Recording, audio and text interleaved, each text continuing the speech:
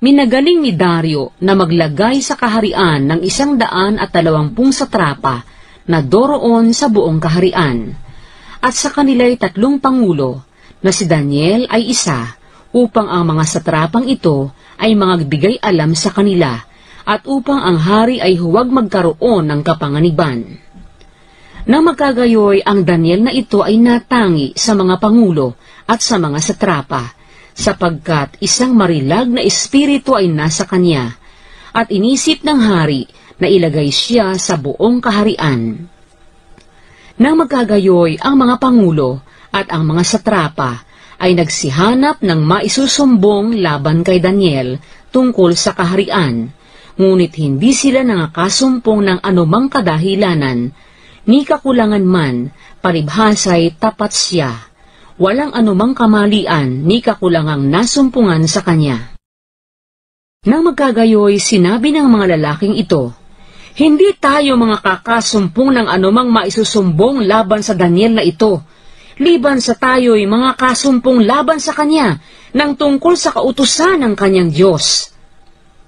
Nang magkagayoy, ang mga pangulo at ang mga satrapang ito ay nagpisan sa hari at nagsabi ng ganito sa kanya, "Haring Dario, mabuhay ka magpakailanman. Ang lahat ng pangulo ng kaharian, ang mga kinatawan at mga satrapa, ang mga kasangguni at ang mga gobernador ay nangagsangunian upang magtatag ng isang palatuntunang hari sa kaharian, at upang maglagda ng isang pasyang mahigpit na sino mang humingi ng isang kahilingan sa kanino mang Diyos o tao sa loob ng 30 araw, liban sa iyo, o hari, ihahagi sa yungib ng mga leon.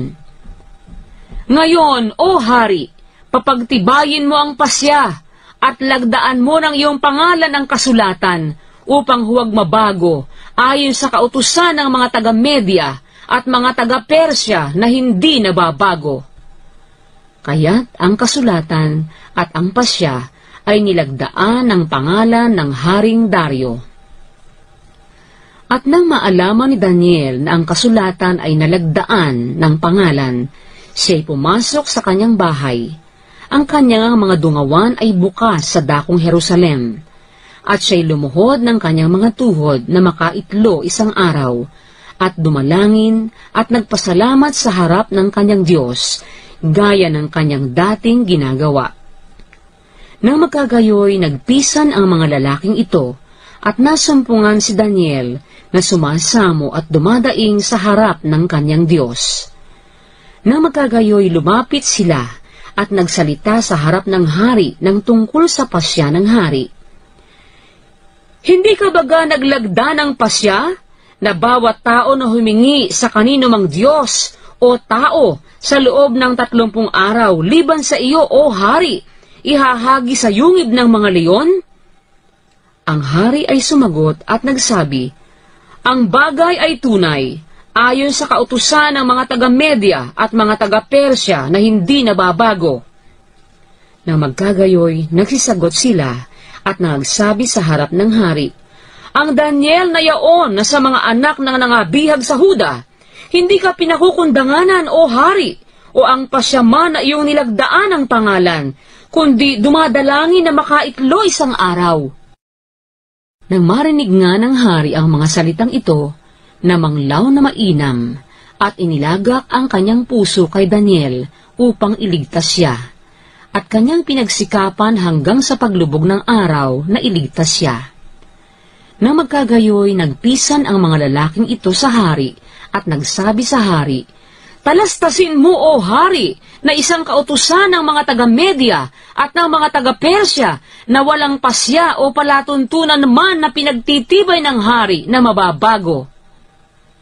Nang magkagayoy, nag-utos ang hari, at kanilang dinala si Daniel at inihagis siya sa yungib ng mga leon. Ang hari nga ay nagsalita at nagsabi kay Daniel, "Ang iyong Diyos na pinaglilingkuran mong palagi ay siyang magliligtas sa iyo." At isang bato ay dinala at inilagay sa bunganga ng yungib, at tinataka ng hari ng kanyang singsing na panatak, at ng singsing na panatak ng kanyang mga mahal na tao upang walang anumang bagay ay mababago tungkol kay Daniel. Nang magkagayoy, umuwi ang hari sa kanyang palasyo at nagparaan ng buong gabi na nag-aayuno, at wala kahit panugtog ng tugtugin na dinala sa harap niya, at ang kanyang pag-aantok ay nawala. Nang magkagayoy, bumangong maagang-maaga ang hari, at naparoon na madali sa yungib ng mga leon. At nang siya'y lumapit sa yungib kay Daniel, siya'y sumigaw ng taghoy na tinig. Ang hari ay nagsalita at nagsabi kay Daniel, "O Daniel, na lingkod ng buhay na Diyos! Ang iyo bagang Diyos na iyong pinaglilingkurang palagi ay makapagliligtas sa iyo sa mga leon?"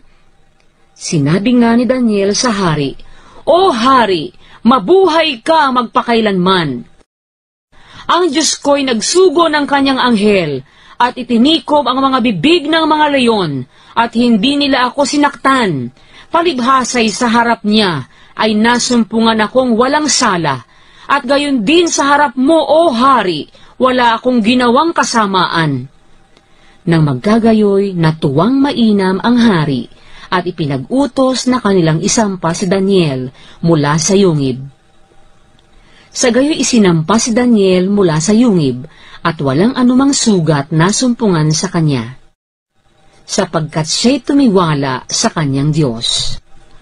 At ang hari ay nagutos, at kanilang dinala ang mga lalaking yaon na nagsumbong laban kay Daniel, at sila'y inihagis nila sa yungib ng mga leon. Sila, ang kanilang mga anak, at ang kanilang mga asawa, at ang leon ay nanaig sa kanila, at pinagwaray-waray ang lahat ng kanilang buto bago sila dumating sa kaloob-looban ng yungib. Nang magkagayoy, sumulat ang Haring Dario sa lahat ng mga bayan, bansa at wika na tumatahan sa buong lupa. Kapayapaay managana sa inyo.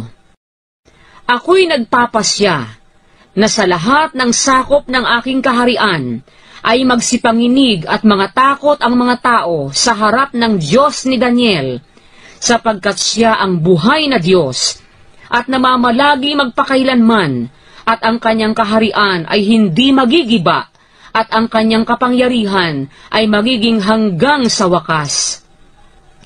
Siya'y nagliligtas at nagpapalaya, at siya'y gumagawa ng mga tanda at mga kababalaghan sa langit at sa lupa, na siyang nagligtas kay Daniel mula sa kapangyarihan ng mga leon.